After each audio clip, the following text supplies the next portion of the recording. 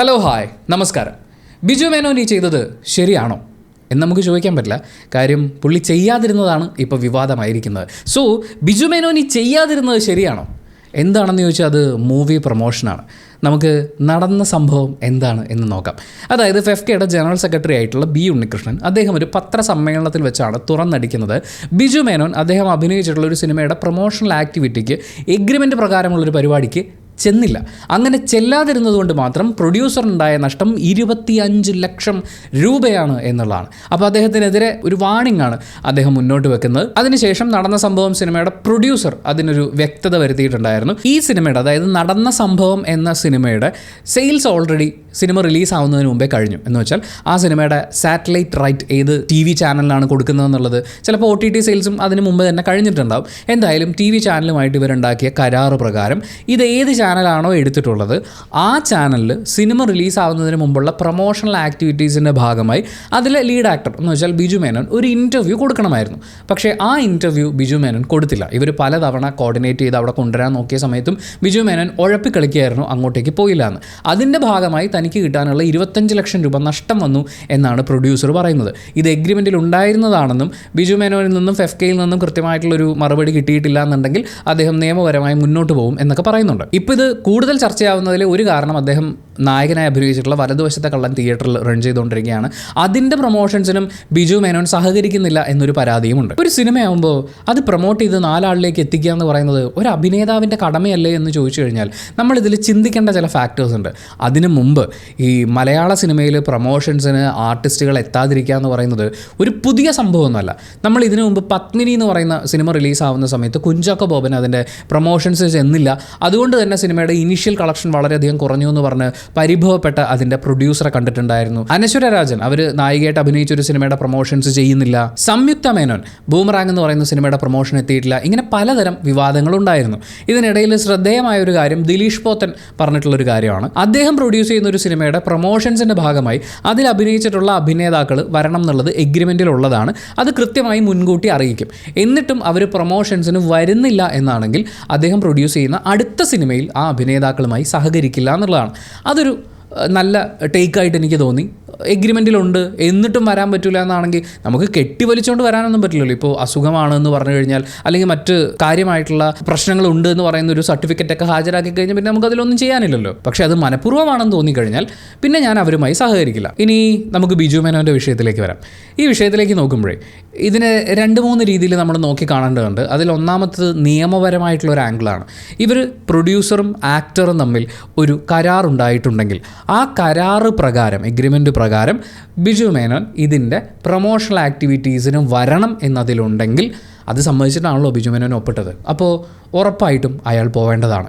പോയിട്ടില്ല എന്നുള്ളതാണെങ്കിൽ അതിൽ നിയമ നടപടി ഉണ്ടാവണം. ഇനി എഗ്രിമെൻറ്റിൽ പ്രൊമോഷണൽ ആക്ടിവിറ്റീസിന് പോകും എന്ന് കൃത്യമായി വെളിപ്പെടുത്തിയിട്ടില്ലെങ്കിൽ പിന്നെ അത് ബിജു മേനോൻ്റെ മാത്രം ചോയ്സാണ്. പക്ഷേ ഇവിടെ ശ്രദ്ധേയമായിട്ടുള്ളൊരു കാര്യം എന്ന് പറയുന്നത് അനൂപ് മേനോൻ ഈ വിഷയവുമായിട്ട് ബന്ധപ്പെട്ട് പ്രതികരിച്ചപ്പോൾ പറഞ്ഞൊരു കാര്യമാണ്. അതായത് ഒരു സിനിമയിൽ ഇവർ അഭിനയിക്കുന്ന സമയത്ത് എഗ്രിമെൻറ്റിൽ ഇത് എഴുതി ചേർക്കും പ്രൊമോഷണൽ ആക്ടിവിറ്റീസിന് വരാമെന്ന് പറഞ്ഞിട്ട്.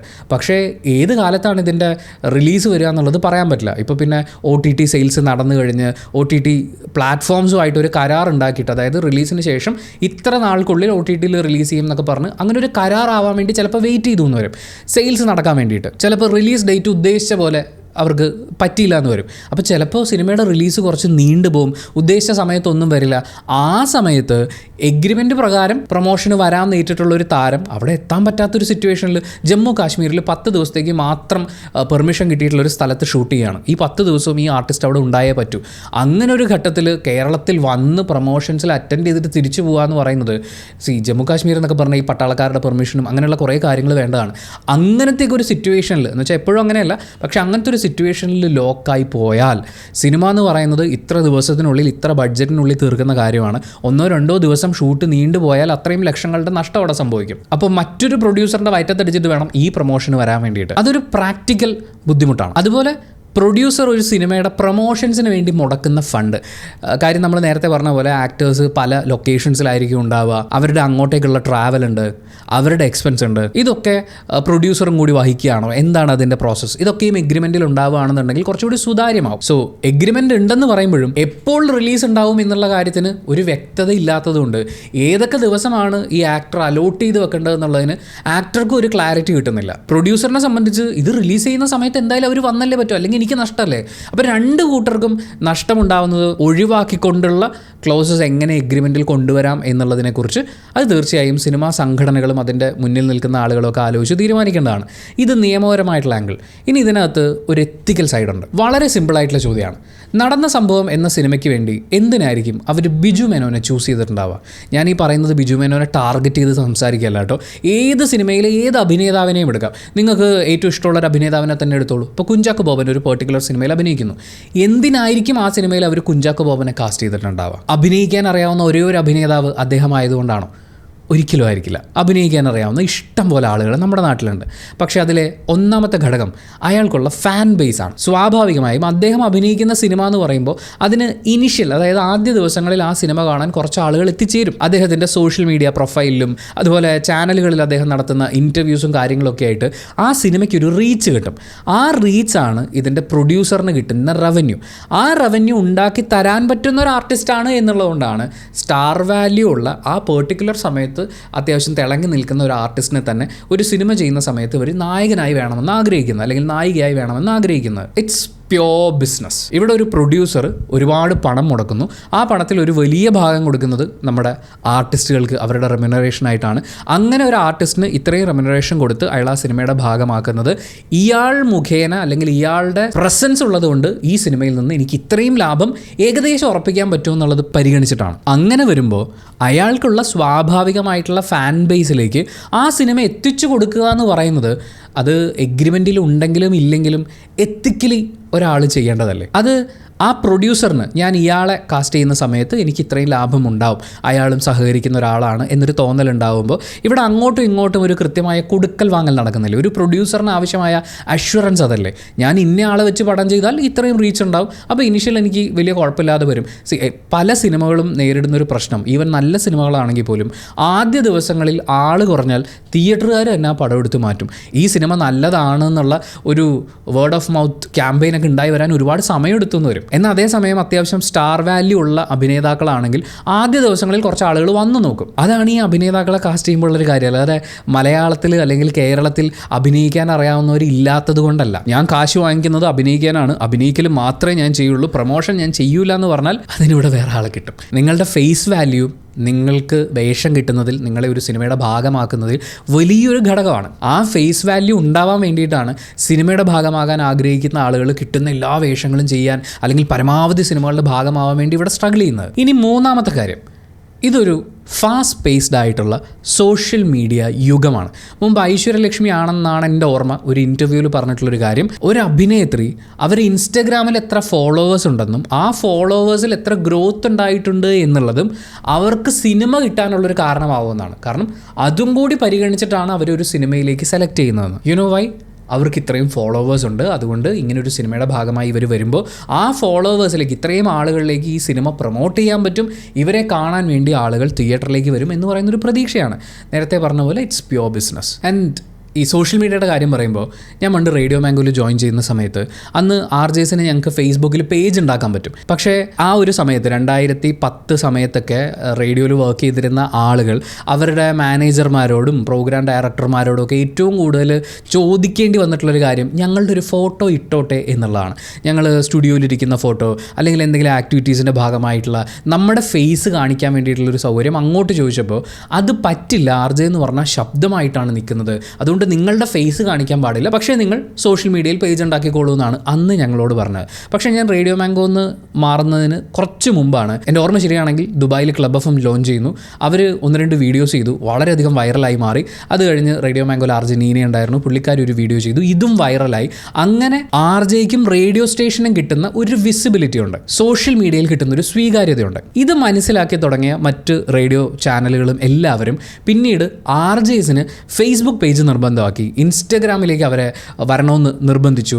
അതിനുശേഷം ഇപ്പം നമ്മൾ നോക്കുകയാണെങ്കിൽ പല റേഡിയോ സ്റ്റേഷൻസിലും ഇൻസ്റ്റഗ്രാമിലും ഫേസ്ബുക്കിലും ഒരു വർഷം ഇത്ര ഫോളോവർ ഗ്രോത്ത് ഉണ്ടാക്കിയിരിക്കണം, ഇത്ര 1 മില്യൺ വീഡിയോസ് എങ്കിലും വേണം എന്ന് പറയുന്നത് പോലത്തെ റിക്വയർമെൻറ്റ്സ് ആണ് കൊടുക്കുന്നത്. അതായത് പണ്ട് സ്വന്തം മുഖം കാണിക്കാൻ പോലും RJs മെനക്കെടാതിരുന്നൊരു സമയത്തുനിന്ന് ഇന്നത്തെ കാലത്ത് നിങ്ങൾ ഇത്രയും ഗ്രോത്ത് ഉണ്ടാക്കി കാണിക്കണം. ഞാനൊരു റേഡിയോ ജോക്കിയല്ലേ, ഞാൻ റേഡിയോയിൽ പ്രസൻറ്റ് ചെയ്താൽ പോരെ, എന്നെ ആൾക്കാർ റേഡിയോ കൂടി കേട്ടാൽ പോരെ, അല്ലാതെ സോഷ്യൽ മീഡിയയിൽ ഞാൻ എന്തിനാ ആളെ കൂട്ടുന്നത് എന്ന് ചോദിച്ചാൽ ഇതൊരു സോഷ്യൽ മീഡിയ യുഗമാണ്. ഇവിടെ നിങ്ങൾ ആസ് എ ബ്രാൻഡ്, നിങ്ങൾ വർക്ക് ചെയ്യുന്ന ബ്രാൻഡ്, ഇതൊക്കെ പ്രൊമോട്ട് ചെയ്യപ്പെടണം, സ്വീകാര്യത ഉറപ്പുവരുത്തണം എന്ന് പറയുന്നത് പോലെ നമ്മുടെ അഭിനേതാക്കളാണെങ്കിലും ടെക്നീഷ്യൻസ് ആണെങ്കിലും അവരൊക്കെയും സോഷ്യൽ മീഡിയയിൽ ഇരിക്കുന്നത് ഈ സ്വീകാര്യത നിലനിർത്താൻ വേണ്ടിയിട്ടാണ്, അല്ലെങ്കിൽ അത് വിപുലീകരിക്കാൻ വേണ്ടിയിട്ടാണ്. ഇപ്പോൾ ബേസിൽ ജോസഫിൻ്റെ ഒരു സിനിമ വരാണ്, ബേസിലൊരു ഫോട്ടോ ഇടുന്നു, അതിൽ എന്തെങ്കിലും ഒരു കൗണ്ടറുമായിട്ട് നമ്മുടെ ടൊവിനോ വരുന്നു, അല്ലെങ്കിൽ വേറെ ആരെങ്കിലും വരുന്നു, അതും പോട്ടെ നസ്ലിനൊരു ഫോട്ടോ ഇടുന്നു, അതിൻ്റെ താഴെ മറ്റു താരങ്ങൾ കമൻറ്റ് ചെയ്യുന്നു. ഇങ്ങനെ വരുമ്പോൾ ഇത് കുറേ ആളുകളിലേക്ക് എത്തുകയാണ്. അതായത് ഈ താരം അഭിനയിക്കുന്ന സിനിമയും പരമാവധി ആളുകളിലേക്ക് എത്തുകയാണ്. അതൊരു ടോക്ക് ഓഫ് ദ ടൗൺ ആയിട്ട് മാറുകയാണ്. സ്വാഭാവികമായും ഇങ്ങനൊരു പടം വരുന്നുണ്ടെന്നുള്ള കാര്യം ആളുകൾ ഓർത്തിരിക്കും. അതായത് ആസ് എൻ അഭിനേതാവ് ഇവരെ വളർത്തുന്നതിനോടൊപ്പം ഇവർ ഭാഗമാവുന്ന സിനിമയും ഇവിടെ പ്രൊമോട്ട് ചെയ്യപ്പെടുകയാണ്. എന്നിട്ട് അങ്ങനെ ഈ ഇനീഷ്യൽ കൊടുക്കാൻ പറ്റിയാൽ, ഇപ്പോൾ ബിജു മേനോൻ അഭിനയിച്ച ഒരു സിനിമയ്ക്ക് അദ്ദേഹം അടക്കം ആരും പ്രൊമോട്ട് ചെയ്തിട്ടില്ലെങ്കിൽ ഇനീഷ്യൽ ആരും അറിയില്ല പടം ഇറങ്ങിയിട്ടുണ്ടെന്നുള്ളത്. അപ്പോൾ ഇനീഷ്യൽ കളക്ഷൻ കുറയും, പിന്നെ അങ്ങോട്ട് പടം വീഴും. എന്നാൽ അതേസമയം ഇവർ നന്നായി പ്രൊമോട്ട് ചെയ്ത് കഴിഞ്ഞാൽ ഇനീഷ്യൽ കുറച്ച് അധികം ആൾക്കാർ കയറും. ബിജു മേനോനെ ചുമ്മാ കണ്ടിരുന്നാൽ ഇഷ്ടപ്പെടുന്ന ആൾക്കാർ പോലും ചിലപ്പോൾ അതിൽ കയറിയേക്കാം. ആ കയറുന്ന ആൾക്കാരിൽ 10 പേര് ഇവിടെ ഗംഭീര സിനിമയാണ് എന്ന് പറഞ്ഞു കഴിഞ്ഞാൽ അത് കാണാൻ കുറച്ച് ആൾക്കാർ കയറും, ഇനീഷ്യൽ കൂടും.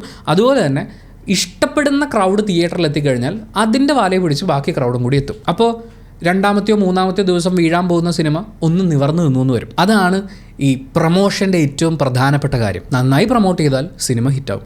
സിനിമ ഹിറ്റായാൽ ഈ ആക്ടറിന് അടുത്ത പടത്തിൽ എനിക്ക് ഇത്രയും കൂടി റവന്യൂ വേണം, കാര്യം എൻ്റെ ലാസ്റ്റ് പടം ഭയങ്കര ഹിറ്റാണ് എന്ന് പറഞ്ഞ് മാർക്കറ്റ് ചെയ്യാം. ഇത് ബേസിക്കലി ഒരു അനൂപ് മേനോൻ തന്നെ പറഞ്ഞ പോലെ ഒരു സിംബയോട്ടിക് റിലേഷൻഷിപ്പാണ്.